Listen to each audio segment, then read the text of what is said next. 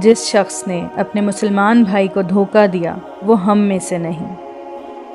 گناہ کسی نہ کسی شکل میں دل کو بے چین رکھتا ہے۔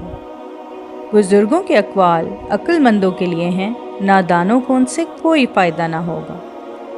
احسان ہر جگہ بہتر ہے لیکن ہمسائے کے ساتھ بہترین ہے۔ سکندر اعظم نے فرمایا، میں زندہ رہنے کے لیے اپنے والد کا شکر گزار ہوں، لیکن بہتر زندگی بسر کرنے کے لیے اپنی استاد کا احسان مند ہوں۔ 99% لوگ اس 1% کے ملازم ہوتے ہیں جس نے ہمت نہیں ہاری ہوتی۔ کامیابی کی سیڑھی جیبوں میں ہاتھ رکھ کر طے نہیں کی جا سکتی۔